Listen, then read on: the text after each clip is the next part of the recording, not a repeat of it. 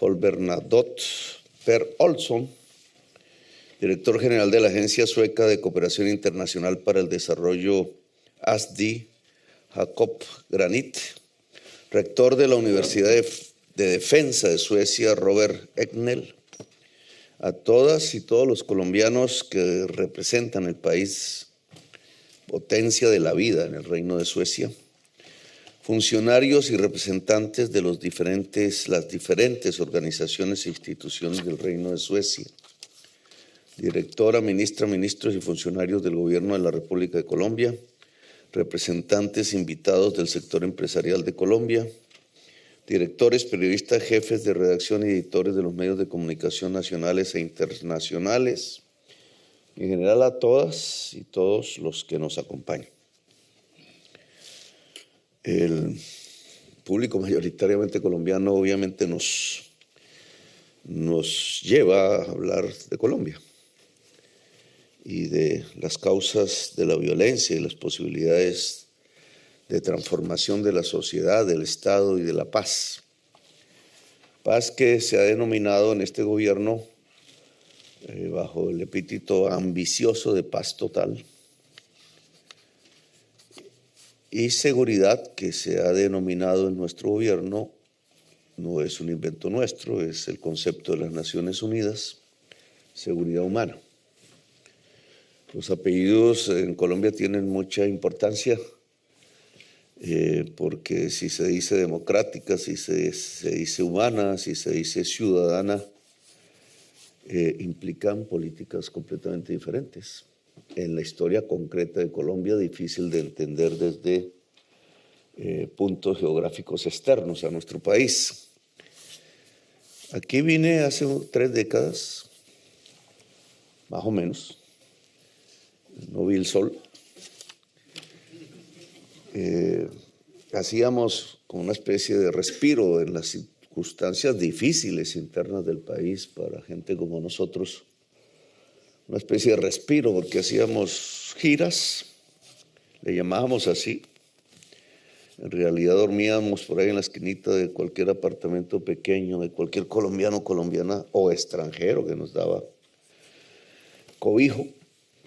Y lo que hacíamos era hablar con las personas que se habían exiliado políticamente, en ese entonces muchos en Suecia, era un país predilecto del exilio como París.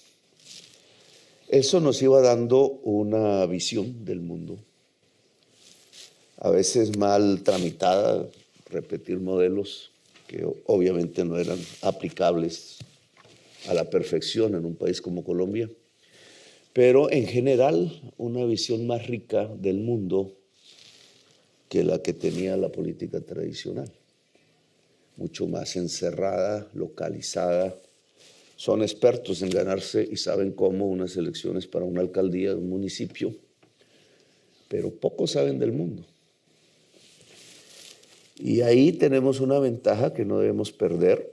Nunca se sabe cómo es el mundo en general, pero me parece que todo proyecto político en cualquier país del mundo debe tener una visión del mundo relativamente coherente y relativamente acertada de lo que está pasando, porque si no se puede llevar la sociedad misma hacia una especie de abismo, de choque inevitable.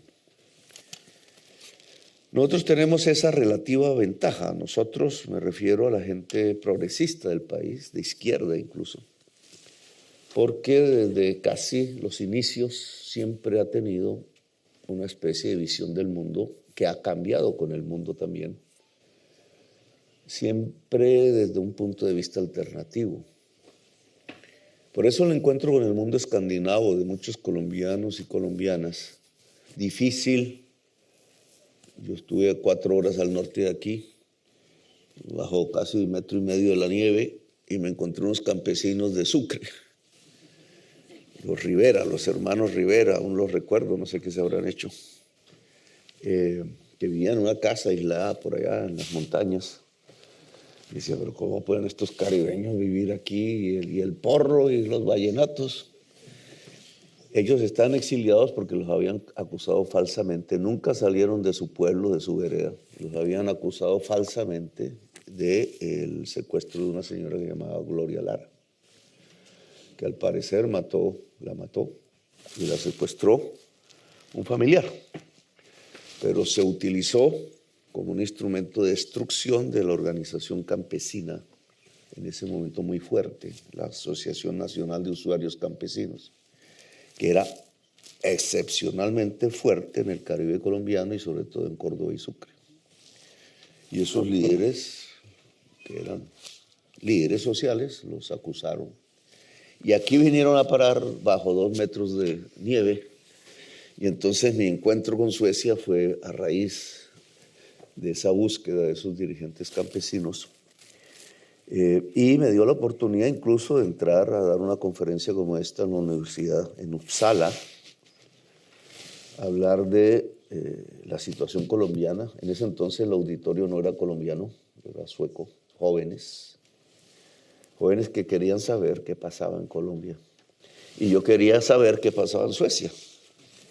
Entonces, esa interrelación que ha sido en muchos países de la Tierra ha sido importante para nosotros, para nuestra propia construcción política, lo que estamos tratando de implementar, lo que pensamos. Y Suecia indudablemente tuvo para nosotros una especie de imaginario, Olof, dicen, Palm. Aquí por alguna circunstancia casi todo lo que yo llamo los hombres de paz. Hay uno cuyo apellido no puedo pronunciar, pero se llama Dac. Hay otro que es Olof Palm, Bernardot y otros. Coherentemente y cosmopolitamente hablando de paz. Esa es una característica brillante de los pueblos escandinavos, pequeños en número, en un rinconcito difícil de vivir, pero que han sabido construir una sociedad del bienestar indudable, igualitaria, comparado con nosotros, y cosmopolita. Y ese cosmopolitismo llevó a varios dirigentes suecos a una militancia por la paz mundial, los acercó a América Latina, nosotros, casi todos, en toda América Latina en armas, en una época de insurgencia indudable, teníamos muchos que acudir a ello. Y ellos hablaban de la paz mundial, cuando el mundo se acercaba a una conflagración mundial. Y todos fueron asesinados. O, digamos, algunos todavía se investiga, pero en general los indicios son de asesinato. ¿Por qué asesinaban los dirigentes suecos que hablaban de la paz? Es, digamos, la tragedia política en la cual incluso en Colombia nos hemos desenvuelto también. Entre más hablamos de paz, más crece el asesinato. Porque en cierta forma, lo descubrimos en el camino, no lo sabíamos en el principio, la paz es más revolucionaria que la guerra. En la guerra se puede caer en la inercia de la guerra, se puede hacer una vida alrededor de la guerra. Los guerreros saben de eso. El origen del pueblo escandinavo es relativamente ese también. Pero indudablemente lo que trae las transformaciones no están propiamente en las guerras, que al final no es más sino fuerza bruta, sino en la paz, que al final no es más sino fuerza inteligente. Y los seres humanos específicamente somos fuerza inteligente, la única. Entonces la paz potencia lo humano, potencia la humanidad. Y al potenciar la humanidad, potencia la transformación, el flujo. Porque la humanidad es un flujo como la historia. Y el flujo y la transformación siempre son revolucionarias. Eso lo aprendimos en el camino y hablando aquí y allá.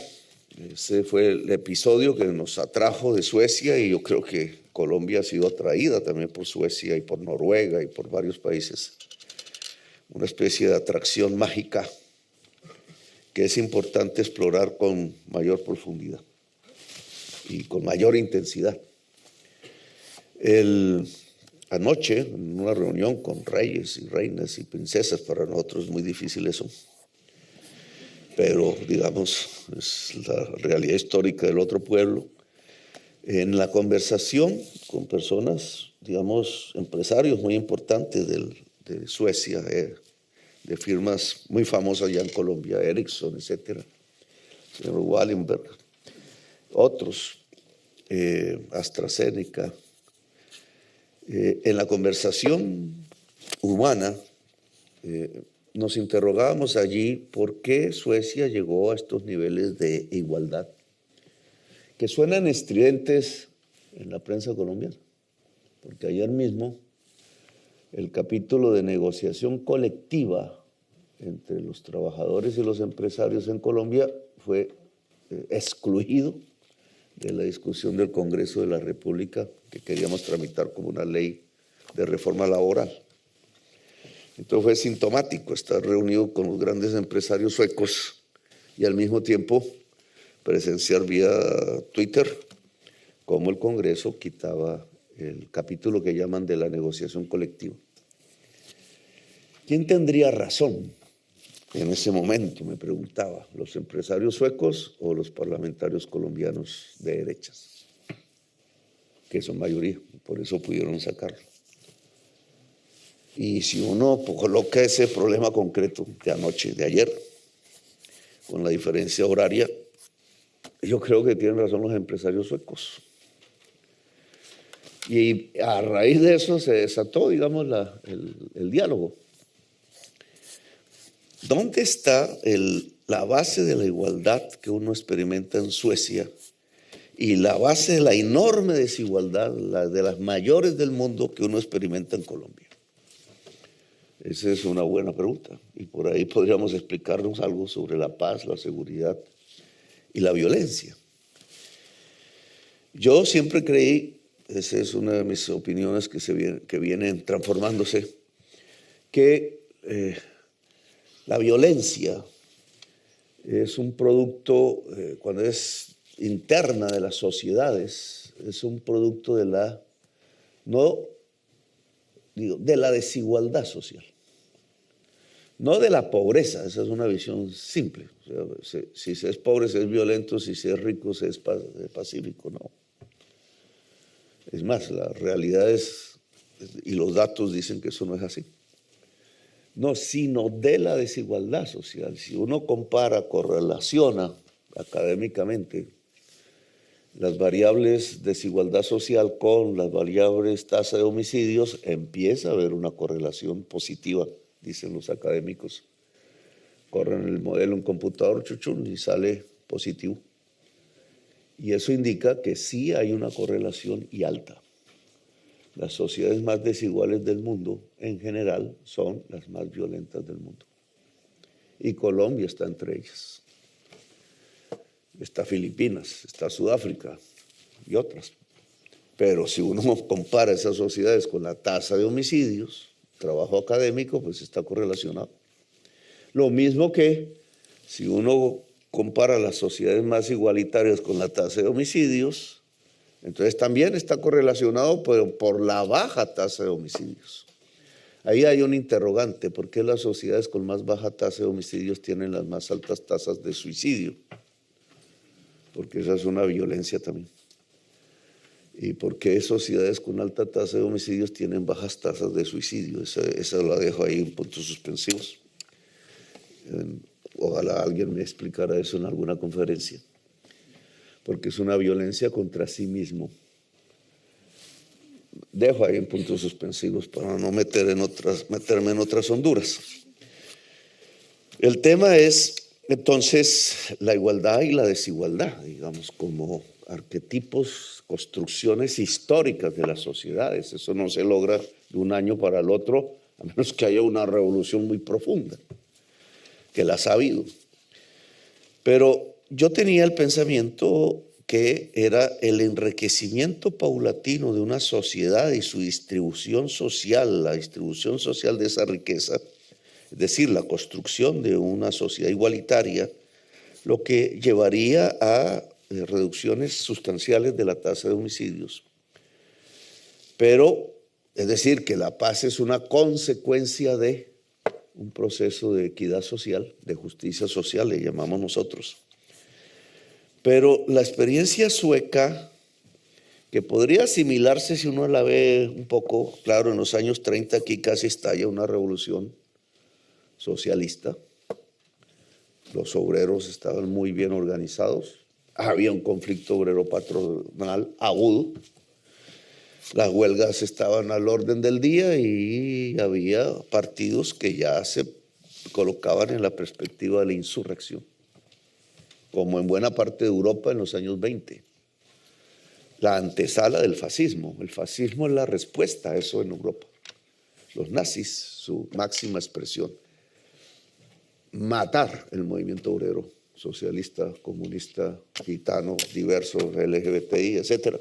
Matar la diferencia, exterminarla.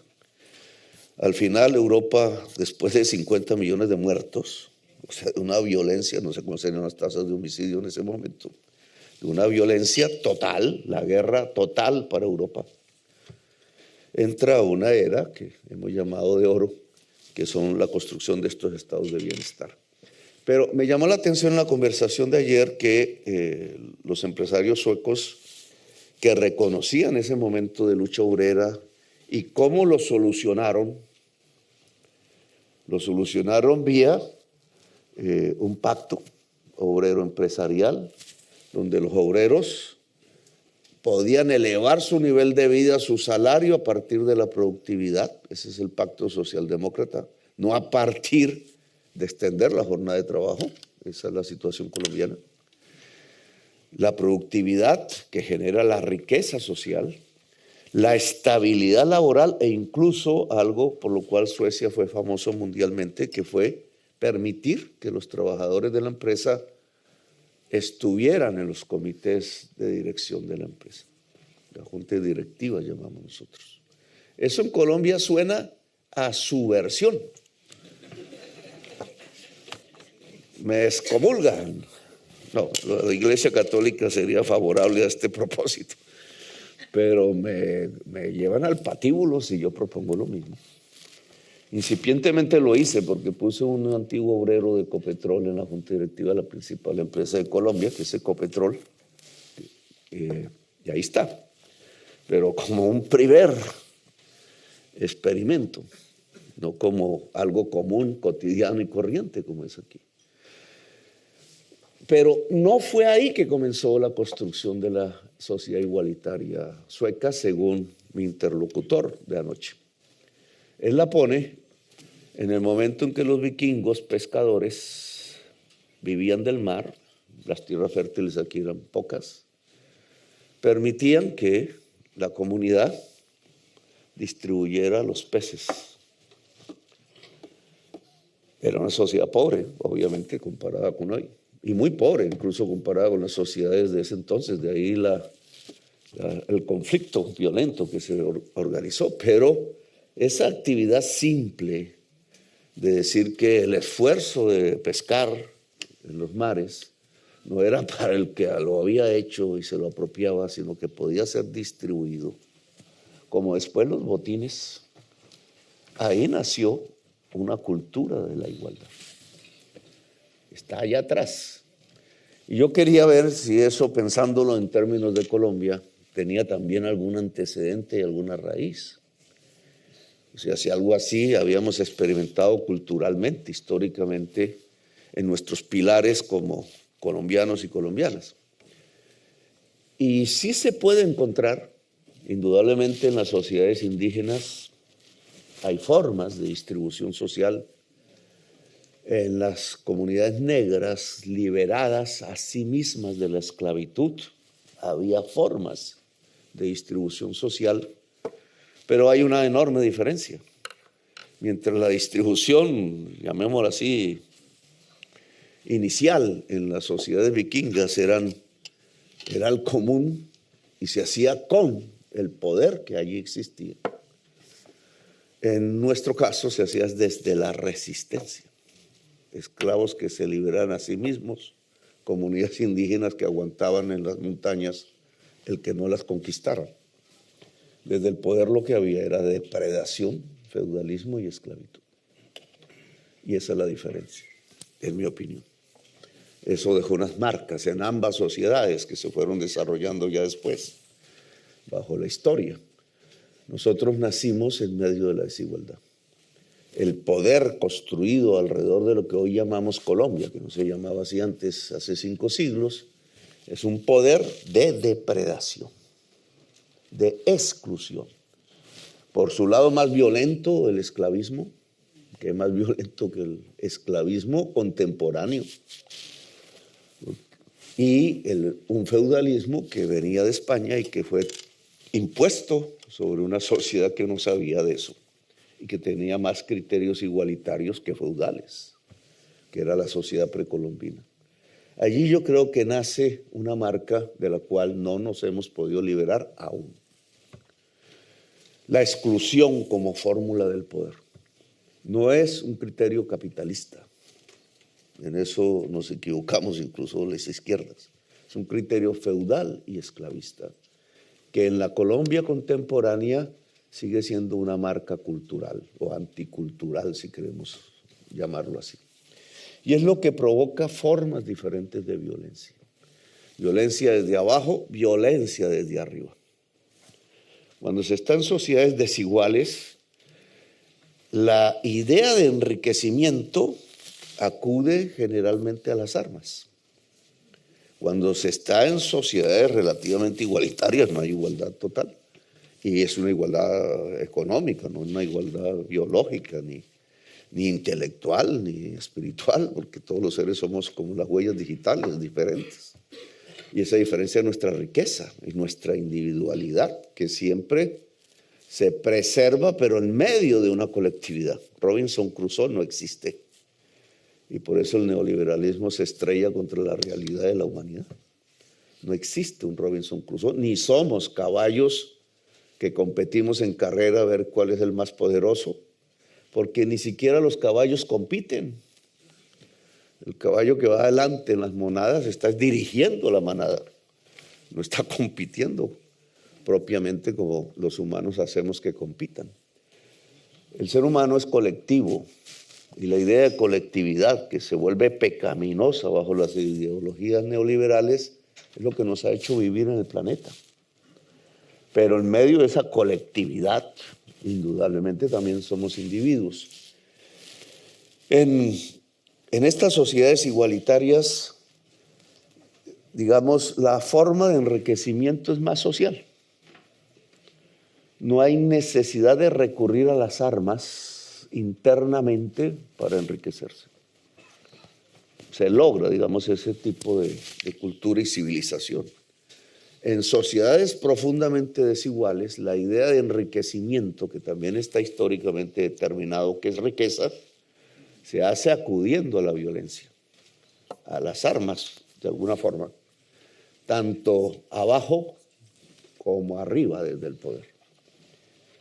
La desigualdad por eso es más violenta que la equidad. Esa es mi comprensión de estos asuntos. Y Colombia es una sociedad cuya historia ha pasado por formas violentas de acumulación de la riqueza. Llámese tierra, llámese dinero público, llámese recursos naturales no renovables, llámese agua, llámese oro, llámese esmeraldas, llámese cocaína, llámese industria incluso. Lo que se ha generado son mecanismos violentos del enriquecimiento y de la acumulación de la riqueza, y ese es nuestro karma que debemos superar. Esas violencias han pasado por fases diferentes. Como no vamos a hacer la historia patria, digamos en los últimos 70 años por 3.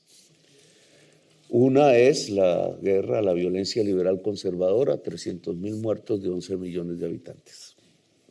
Tasa de homicidios, yo creo que es la más grande del mundo en ese momento. Es después de la Segunda Guerra Mundial.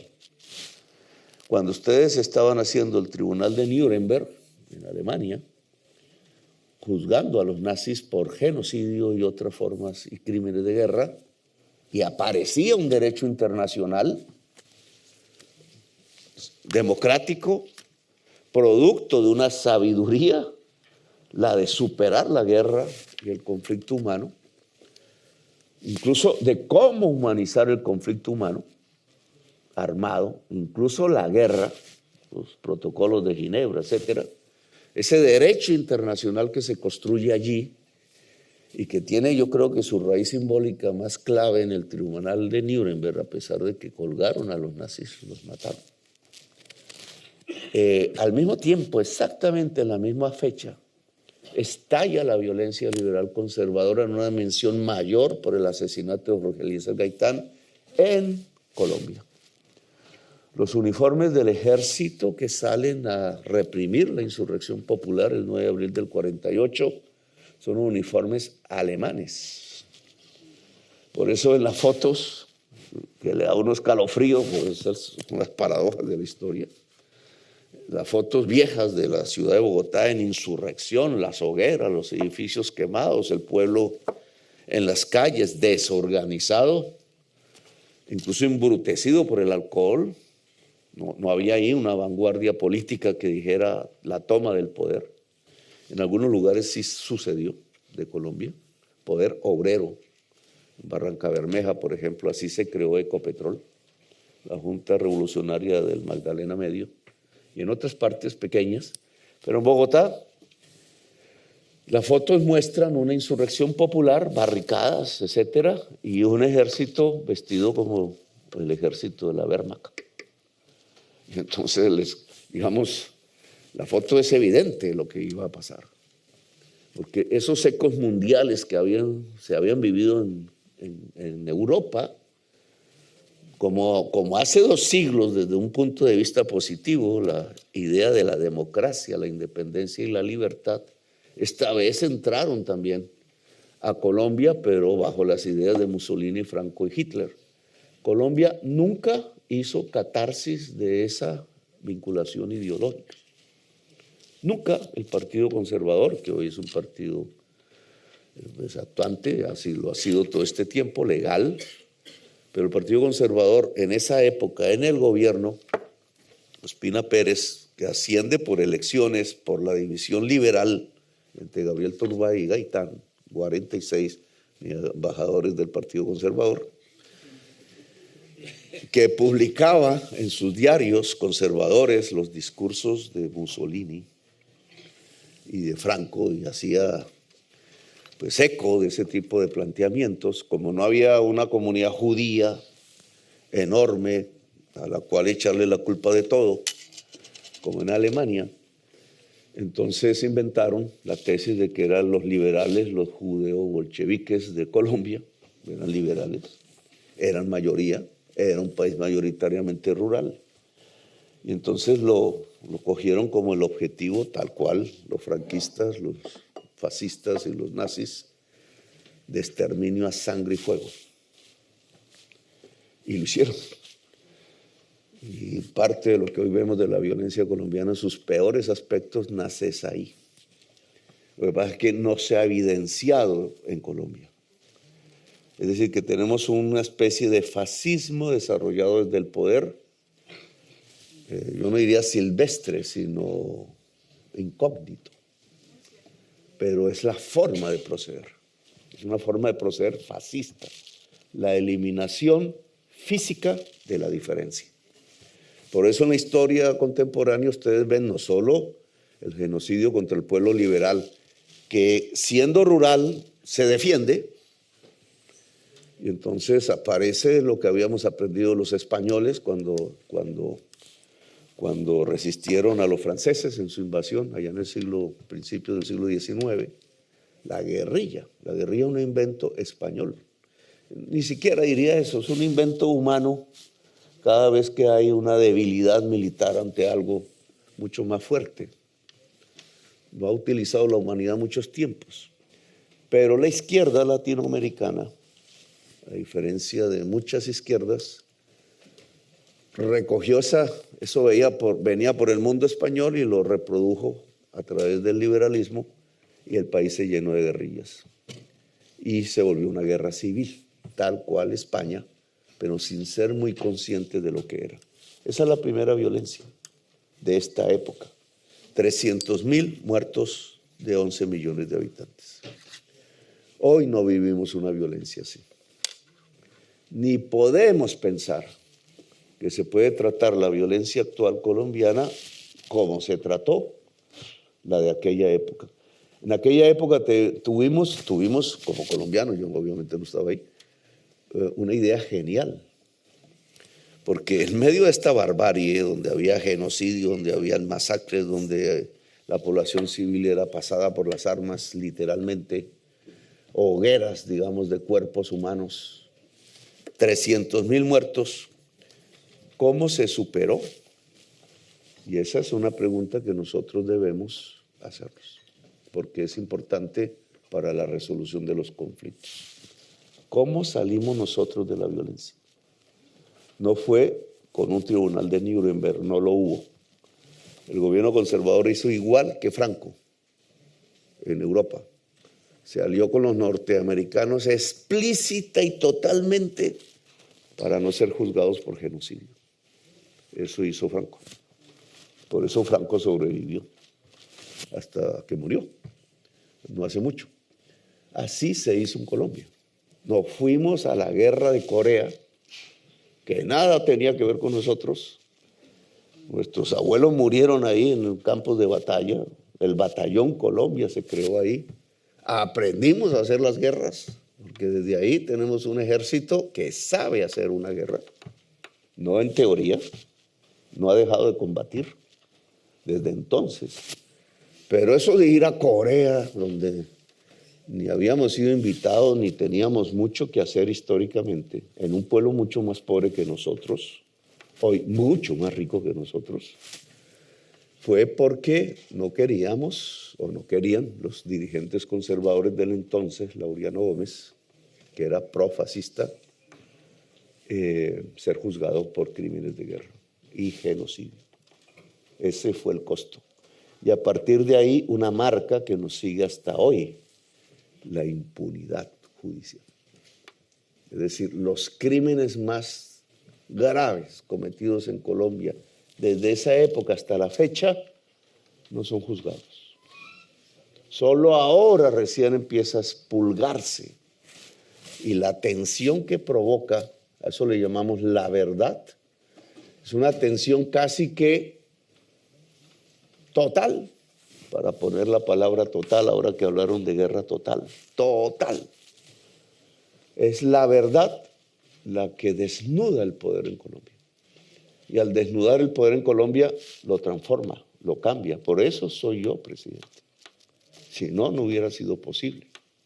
Ese proceso que ahora estamos viviendo, intentando construir una paz que pasa por una verdad judicial, no solo histórica, provoca una tensión total que la prensa llama polarización. Pero no es polarización, eso esconde una realidad, es el efecto de la verdad en una sociedad acostumbrada a la mentira y a la impunidad. La estrategia colombiana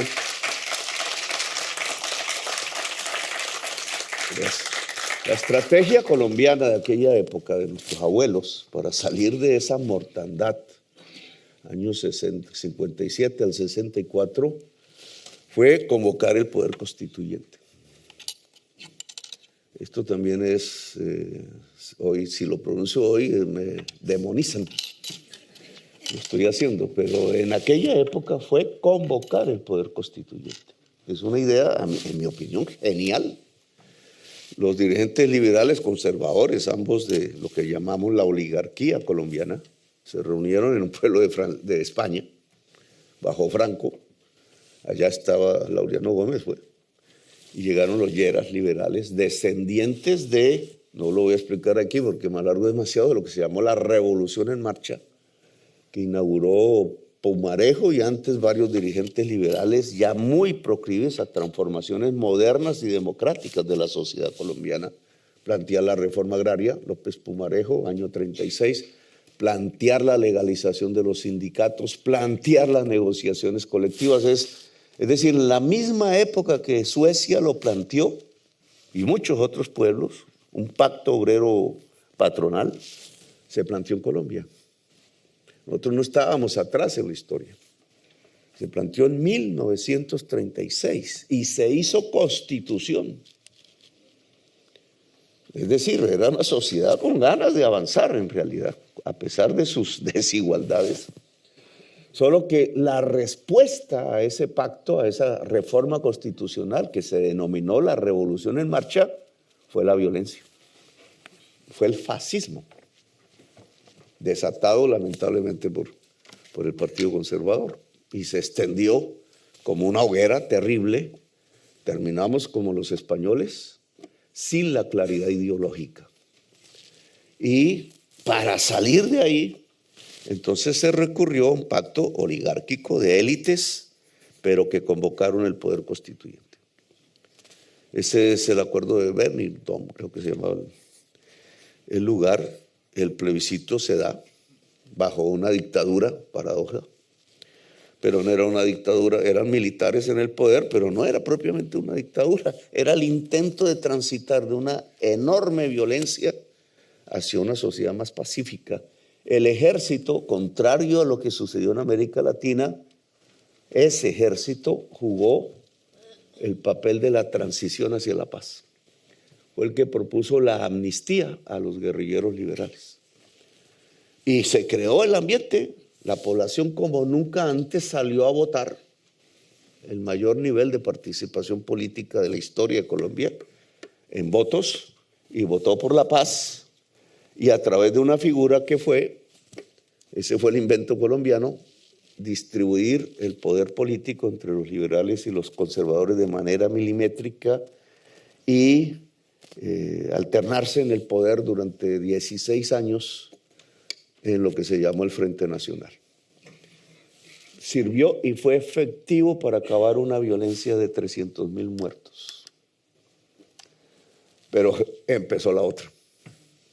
Porque al concentrar el poder en ellos mismos en un momento en donde, estamos hablando ya de los años 60, el mundo estaba ya en plena Guerra Fría y se libraban las luchas armadas, digamos, en buena parte de los países del sur que llamaban del tercer mundo, en África, en el mundo árabe, en el sudeste asiático, etcétera, donde aparece Olof Palme en un mundo que iba hacia la Tercera Guerra Mundial. Indudablemente había la crisis de los misiles en Cuba, que ahora otra vez está. Miren la paradoja de la historia. Ahora tenemos submarinos rusos nucleares en el Mar Caribe, en Cuba. No por la maldad del pueblo cubano, porque usted vuelve y aparece, sino porque Cuba la tienen bloqueada desde hace décadas y están matando literalmente de hambre un pueblo que es brillante culturalmente. Porque el Caribe, todo, incluido el colombiano, es un fogón de la cultura. Caribe es el encuentro del Mediterráneo con toda su historia de civilizaciones antiguas que llega y se encuentra con el Caribe, y eso estalla en un mundo cultural del cual, digamos, aquí fue premiado Gabriel García Márquez, que es una expresión del Caribe, o Alejo Carpentier, o la brillantez de la palabra, o el realismo mágico que se extiende a toda América Latina, pero que tiene en el Caribe, que es el fruto del encuentro pacífico en términos culturales, pero armado al final, de dos civilizaciones, la que venía del Mediterráneo y la que existía ya en el Caribe, en el mundo maya, etcétera. Los mayas ya habían desaparecido, pero habían irradiado las formas culturales del Caribe. Es una historia que todavía está por descubrirse porque quedó destruida. Bueno, digamos, nuestro invento de la paz fue ese, pero también siguió la segunda parte de la violencia. Porque inmediatamente se tramitó la insurgencia socialista, que en Colombia fue campesina, por la reforma agraria, no era propiamente socialista. El Partido Comunista Colombiano no era obrero, era campesino. Y se le ocurrió a un brillante dirigente también conservador, digamos, muy influenciado por las ideas del entonces conservadores, que eran fascistas. Se le ocurrió la brillante idea de bombardear las cooperativas campesinas de los comunistas, que no estaban en armas, pero estaban armados. No estaban en conflicto, pero guardaban las armas de los liberales. Habían sido liberales y se habían transformado ideológicamente por el cambio del mundo hacia lo que se llamaba la revolución social. Y esas cooperativas fueron bombardeadas y inició la segunda violencia, muy pegada a la primera y con casi los mismos métodos que se heredaron, incluso por parte de los comunistas que hacían limpieza. Esa era una frase que se usaba en la violencia liberal conservadora. Limpiar el pueblo, muy a lo español. Limpiar el pueblo era que si el pueblo era mayoría liberal, mataban los conservadores o los sacaban. Y si el pueblo era conservador, mataban los liberales y los sacaban. Los pueblos eran todos pintados de puertas rojas, que era el color del Partido Liberal, o azules, que era el color del Partido Conservador. Aún hoy hay pueblos así. Claro, si entraba una banda armada liberal a un pueblo de puertas azules, mataba a la población. Y al revés. Ese método de limpieza, entre comillas, limpieza le decían, aún existe en Colombia. Pero en la guerra insurgente se utilizó limpiar las zonas de guerrilleros, de ayudantes de la guerrilla o de colaboradores, decían, del Estado, orejas le decían. Y siguió los mismos métodos en una violencia bastante bárbara, tramitada por métodos bárbaros. Protocolo de Ginebra y no existe, derecho internacional no existía. Eso duró varias décadas, nosotros participamos de eso, tratando de darle un contexto. Bueno, nosotros, por estar por aquí, nos llevamos ciertas ideas que entraron como una piedra en las aguas de la violencia colombiana. Como decir, hagamos un diálogo nacional. 1982. M-19, nosotros éramos del M-19 armados. M-19 era socialdemócrata, entonces aquí clandestinamente nos hablábamos con los socialistas europeos, Felipe González, que ayudó mucho, con los suecos, con los alemanes, tratando de que la COPAL se formó en América Latina, una cosa que no sirvió para mucho, pero en ese entonces era famosa, tratando de ligar un esfuerzo democrático entre Colombia. Esa fue un poco la diferencia. En medio de un conflicto bárbaro, cada vez ascendente, muy rural, muy campesino. Más habría dicho que el método campesino es la venganza. Por eso él decía que la vanguardia eran los obreros, no los campesinos. Nosotros estábamos viviendo todo eso en la práctica. Y terminamos proponiendo una reconstrucción democrática de Colombia a partir del diálogo nacional y después, no lo sabíamos en ese momento, una nueva constitución y una constituyente. Y ahí acaba la segunda fase de la violencia, 1991, el mismo año en que cae la Unión Soviética. Pero no, digamos, coincidencia. Porque en ese momento se cae una visión alternativa al mundo, con una influencia en la FARC, que era prosoviética, no tanto en los demás. En América Latina no giró alrededor del mundo soviético, giró alrededor de Cuba. Y Cuba tuvo su encontrón con el mundo soviético, porque como los gélidos, eso está muy bien descrito en el libro El siglo de la consagración a la primavera, de Alejo Carpentier, cómo la bailarina rusa clásica al llegar al Caribe se transforma en la exuberancia de la danza caribe. Ese libro es muy bonito, a mí me encanta. La consagración a la primavera, la obra de Stravinsky, pero vuelta a literatura, palabras, alrededor del encuentro del mundo europeo con el mundo caribeño. Pero en esta ocasión, Alejo siempre pintó ese encuentro, el siglo de las luces. Pero aquí era la bailarina rusa, el ballet cubano, ustedes saben, es uno de los mejores, o era, digamos, eso también era uno de los mejores del mundo. ballet clásico caribeño, pero ¿cómo se trasladó el ballet clásico europeo al ballet clásico caribeño? Pues fueron las rusas las primeras, y son famosas, Ana Pavlova se llamaba. Bueno, eso tiene su magia, digamos, porque el ballet clásico ya no es tan clásico, es caribeño, y la danza caribeña, pues bueno, yo soy caribeño, entonces digo que es de las mejores del mundo, pero digamos es una forma de expresión cultural muy intensa de una cultura, digamos, la caribeña. Bueno, pero yo aquí me estoy yendo por las ramas. Lo cierto es que nosotros, el M19 surgió del Caribe. Oti dice que no, que el Valle del Cauca, del Pacífico, surgió del Caribe. Ese soplo democrático realmente terminó la segunda fase de la violencia. O sea, nosotros salimos de la Guerra Fría, que en Colombia era calientísima, fue ahí, ¿cierto? Coincidencialmente la Unión Soviética se desplomó, el paradigma del socialismo en ese momento, versión soviética, se desplomó, sobrevivió una guerrilla, la más prosoviética de todas, paradoja. Todo lo demás entró a un proceso de construcción democrática inédito, la Constitución del 91. La mayoría de la guerrilla, miles de hombres y mujeres dejaron las armas por sí mismos, no porque estuvieran derrotados. Simplemente hubo una reflexión, una autodeterminación de que la violencia no nos conducía a la transformación, sino a una guerra eterna, y que por tanto una transformación de Colombia podía ir por caminos pacíficos.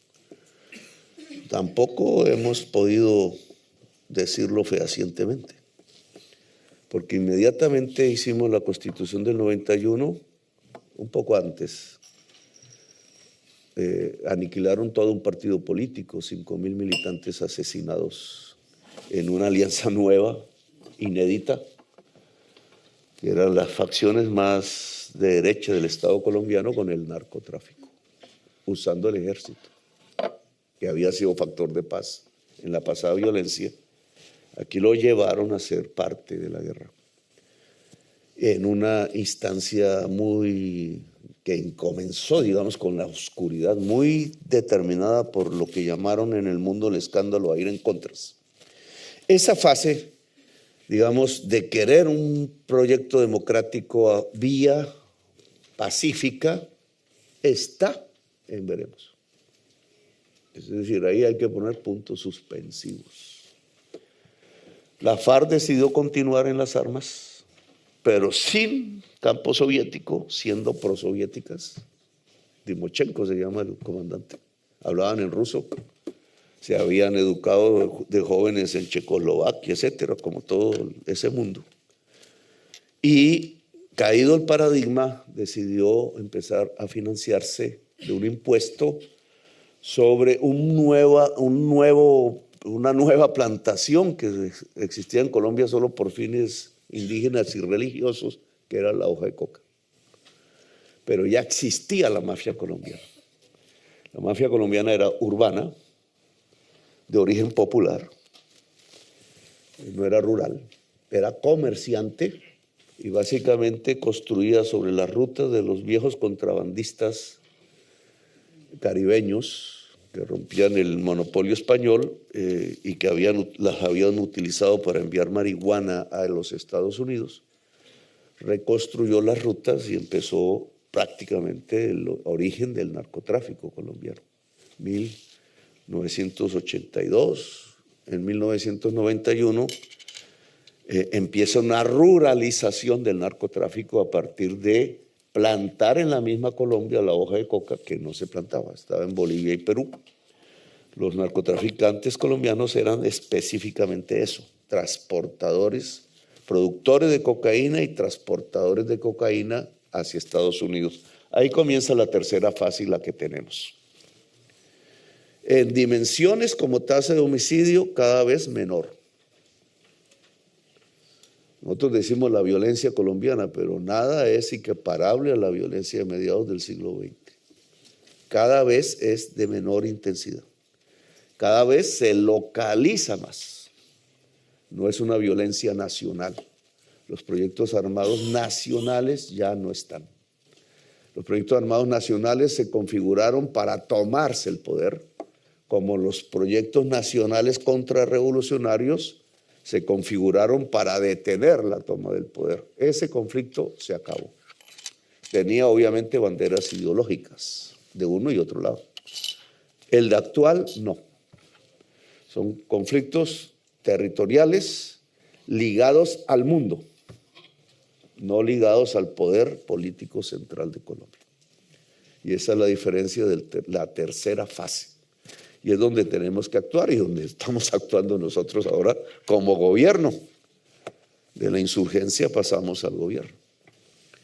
Esta tercera fase es más compleja porque no depende de nosotros propiamente. Yo creo que tiene dos factores. Uno interno, que es la exclusión territorial. O sea, esa vieja manera marcada, comenzaba la conferencia por la exclusión. Los criterios de equilibrio y de igualdad social están en la resistencia indígena y negra, no en el poder, como sí lo tuvieron ustedes. Esa exclusión genera una exclusión poblacional, racial y territorial.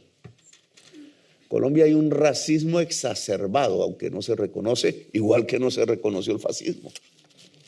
Exacerbado. La élite que ha dirigido a Colombia es la descendiente de los españoles. No es, pues obviamente blanca, pero no es en general, no es los blancos, son los descendientes de los españoles. Si un blanco descendiente italiano es mirado como excluido.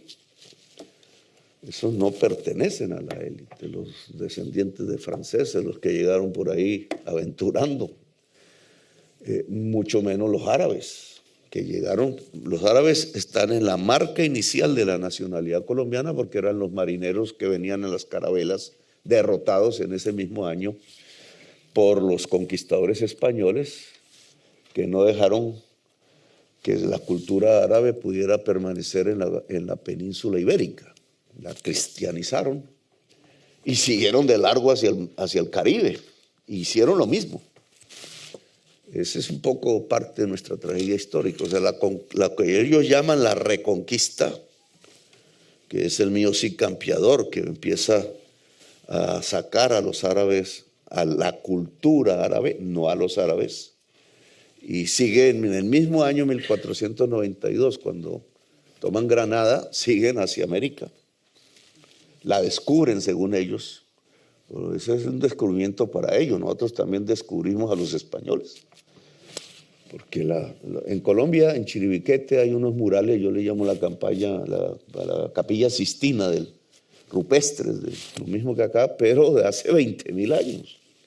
Y acaban de descubrir unos jeroglíficos los más grandes del mundo. Y esos murales rupestres son los más grandes del mundo. Están en medio de la selva. En esa época no estaba la selva cuando los hicieron. Eran praderas y eran, digamos, seres humanos con cultura. Hace 20.000 años. Entonces, ¿cuál descubrimiento? Es un encuentro de mundos, no se había. Incluso la historia habla de que los vikingos ya habían encontrado América. E incluso yo soy de la tesis, por simple experiencia física, que los samis ya habían encontrado América y que es el mismo pueblo indígena norteamericano. Los Inuit, que llaman en Canadá, pues son muy parecidos. Sus formas estéticas son iguales. Es decir, el descubrimiento nunca existió, eso ya había una transferencia humana por estos continentes y aquellos. Lo que pasa es que esa historia hay que descubrir, esa sí hay que descubrirla, digamos, a través de... Pero digamos, vuelvo al tema de la paz y de la guerra en Colombia. Entonces, tenemos una exclusión del territorio derivado de aquella época de hace 5 siglos, por la marca esclavista y por la marca feudal. Es una exclusión racial porque los territorios excluidos de Colombia son étnicamente marcados. Son territorios indígenas o negros o con los mestizajes también que se derivan de esa realidad, pero la marca negra y la marca indígena es una marca que está en los territorios de la exclusión en Colombia. Esos territorios de la exclusión, cualquier europeo hoy los hubiera hecho los territorios de la vanguardia económica, porque son los que dan hacia los mares. Y ahí nuestro feudalismo persistente. O sea, cómo una nación pudo sacrificar sus mares, que los tenemos en abundancia, y en los dos, hacia el Pacífico y hacia el Atlántico, somos un puente cultural hacia Asia y hacia Europa. Vasconcelos decía, Vasconcelos, un ministro de Educación mexicano, que decía que éramos la raza cósmica. De esa frase se burlaron hace poco en la prensa. Pero lo veía por eso, por la posición geográfica y la historia. Entonces, ¿cómo es que Colombia abandona sus mares y excluye el territorio y la población que está sobre esos mares? Porque estaban los negros, porque estaban los indígenas, porque no estaba la élite blanca española, excepto en Cartagena, donde han hecho un guetico que llaman el Centro de Convenciones y la zona histórica. Y se quedó el poder en las altas montañas donde no hay ni un río navegable, en el centro del país como Madrid, que es Bogotá. Y allí el centro del poder, el palacio nuestro donde yo vivo, es un palacio francés hecho en 1980. Entonces es la proyección en el imaginario de las élites de Colombia de lo que significa su poder, un poder blanco, europeo, aristocrático y excluyente. Y entonces ese territorio excluido hoy es el territorio de las zonas de las economías ilícitas, porque obviamente su población pues no se iba a dejar morir de hambre y no encontró otra fórmula que ligarse al mercado mundial, no a Bogotá, sino al mercado mundial de la manera que podía ligarse, que era en la ilicitud misma creada por los poderes mundiales sobre los mercados mundiales. Como fue el whisky en Chicago, importado por los irlandeses excluidos y los italianos excluidos de los Estados Unidos, igual sucedió aquí, pero frente a la cocaína fundamentalmente y algo la marihuana. Y cuidar esas zonas de exclusión, cuidarlas implica armas. Se necesita ejércitos para construir las rutas clandestinas que sacan la cocaína al mar y que llevan del mar primero hacia Estados Unidos. Hoy cada vez menos hacia Estados Unidos y cada vez más hacia aquí y hacia el Asia, porque Estados Unidos cambió los gustos. De la droga alternativa y contestataria de los hippies, que era la marihuana, pasó a la cocaína neoliberal, competitiva. Trabajador no se duerme, compite, la carrera de caballos. Y de ahí pasó a lo que hoy es las sociedades de este momento, a la droga de la muerte, a la droga de la crisis climática, a la droga de no hay esperanza y estamos en vía de extinción, el fentanilo. La cocaína entonces, a través de sus redes mafiosas, viene hacia Europa y hacia Asia, tratando de entrar a China. Si entra a China, ahí durará un milenio. Pero, digamos, el cambio geográfico del mercado de la cocaína también es un cambio geográfico en las economías ilícitas en Colombia. Ahora, ¿cómo salir de ahí? ¿Cómo no transitamos a una cuarta fase de violencia? Después de que ya hemos vivido la primera, la segunda y estamos en la tercera. Más localizada, menos violenta desde el punto de vista de la tasa de homicidios. Colombia la viene desplomando. La ciudad de Medellín hace tiempo no está en las 50 ciudades más violentas del mundo. En cambio, sí hay 5 ciudades norteamericanas. Bogotá hace tiempísimo, yo creo que no está ni en las 300 ciudades más violentas, siendo la capital de Colombia. Aún nos quedan algunas, pero eso viene cayendo, digamos, nuestra violencia viene deshaciéndose pero se va concentrando en unos territorios específicos. Todavía tiene ecos de la segunda fase, entonces todavía levantan una bandera rojinegra, todavía un discurso, todavía una foto antigua, pero el motor está en la economía ilícita.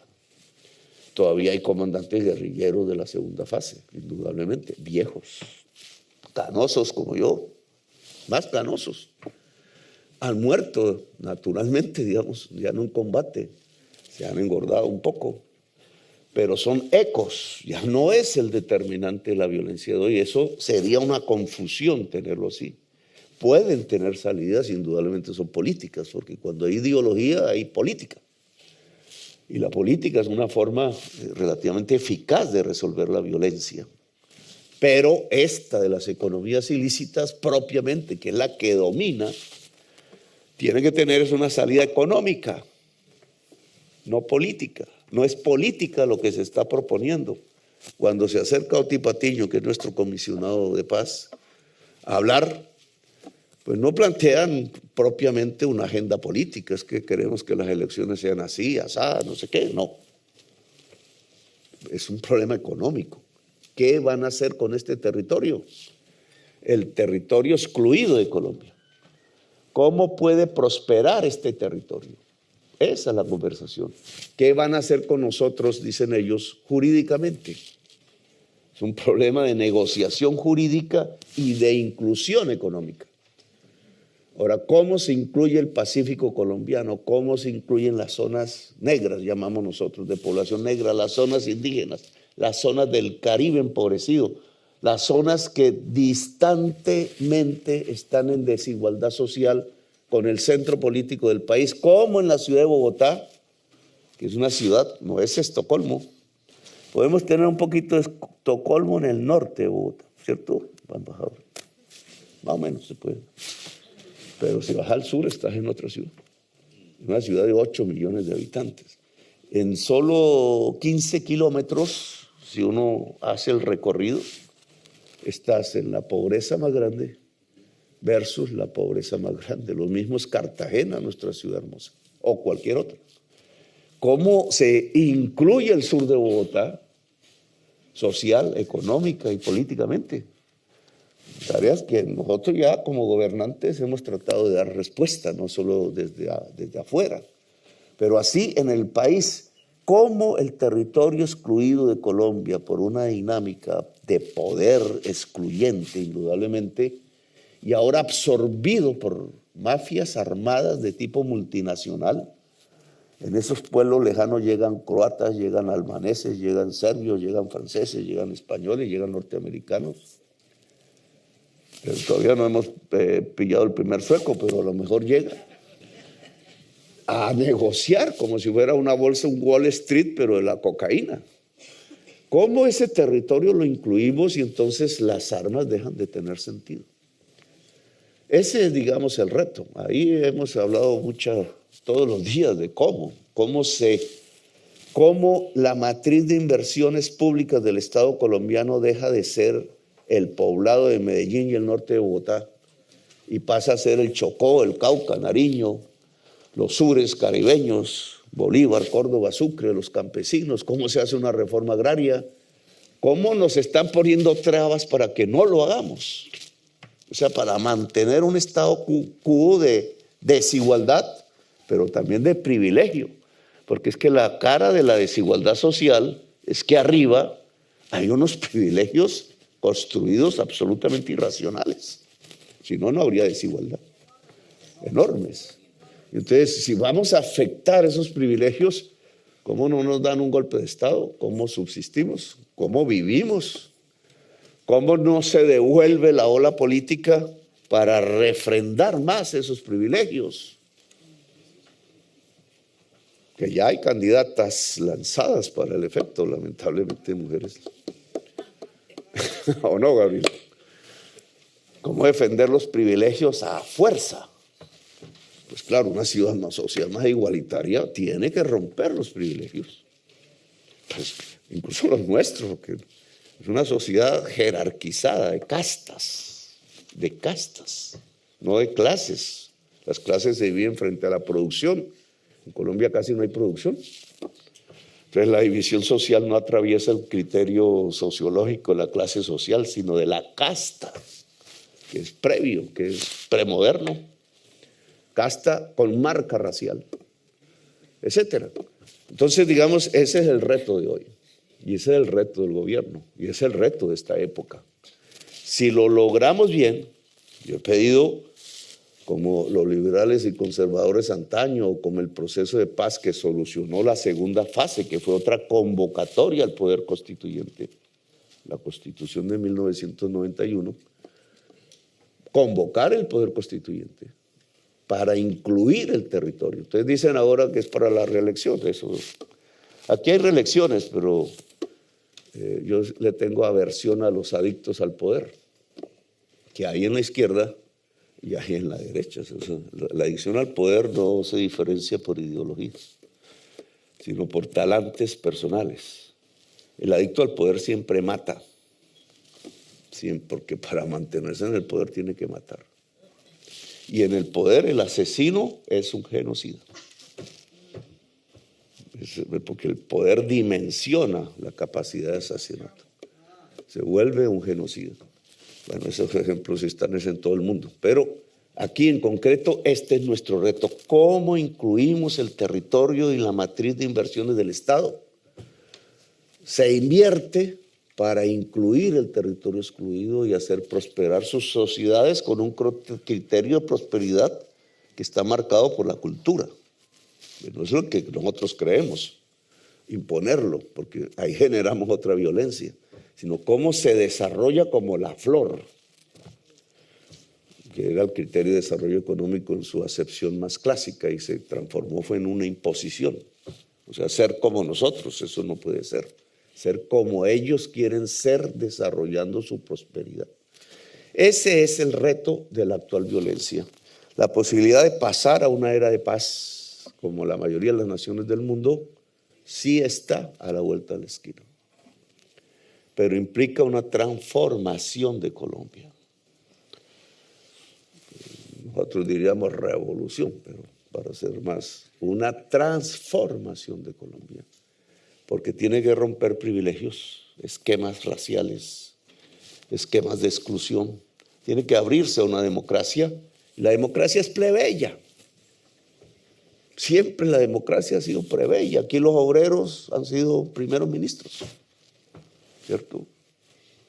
Eso se llama ser plebeyo. Ser plebeyo en Colombia significa que los negros puedan estar en el poder y que los indígenas y que los mestizos y que los que no descendemos de los abolengo español, que además nadie en Colombia desciende del abolengo español, porque todo lo que llegaron fueron los bandidos que habían en España, que venían a probar nuevas suertes. Eso es como en Australia. Entonces, digamos, no existe, pero se ha construido a través de los siglos una arquitectura de la exclusión, incluso en Colombia se hereda a la presidencia. Los apellidos del siglo XIX que fueron presidentes siguen siendo los candidatos de hoy, más importantes, digamos. Se cree que por derecho hereditario se puede ser presidente. Pues Petro no tenía ninguna heredad, no sabemos ni dónde venimos. Entonces, les parece extraño, ¿cierto? ¿Qué hace ese señor en la presidencia? Les parece extraño. Lo que no es más sino la lógica de una democracia plebeya. Eso es una redundancia. La democracia siempre es plebeya, no puede ser aristocrática. Tiene que ser popular, como lo es nuestro ejército, como lo es nuestro pueblo. Es el pueblo, la diversidad colombiana en el poder. Eso es lo que daría la posibilidad de una era de paz. El mundo puede ayudarnos, claro, pero entendiendo este contexto. O sea, un señor de izquierdas europeo, una señora que crea que lo que hay en Colombia es una guerra revolucionaria, se estrella contra la realidad. Se equivoca completamente. Si logramos ver que es como una región olvidada se vuelve próspera, estando junto al mar, teniendo el puerto al lado, y teniendo China al frente y el Japón y California por arriba. Eso, digamos, es obvio que la sociedad capitalista de hoy sabe cómo se hace. Y hay que hacerlo. Hay que hacerlo. Ya después hablaremos de qué sigue después del capitalismo, pero eso ya serán nuestros hijos, que indudablemente entrarán en esa hermosa discusión. Pero por ahora a Suecia le pediría que entre a ver cómo con la madera, con la pesca, con cosas que se han aprendido en la historia misma, podemos, sin imponer, sino en cooperación con el movimiento indígena, las negritudes y otras formas, lograr formas de prosperidad regional que el poder centralizado de Bogotá nunca pudo lograr, pudiendo hacer. Bueno, gracias, muy amables por haberme escuchado. Hola, ¿te gustaría invitarnos a tomar un café? Una forma sencilla, pero significativa de mostrar tu apoyo y ayudarnos a continuar creando contenido es a través de una pequeña donación. Puedes hacerlo a través de Nequi. 322-935-0646. Recuerda, no importa la cantidad. Cada café cuenta y es profundamente apreciado. Gracias. Gracias.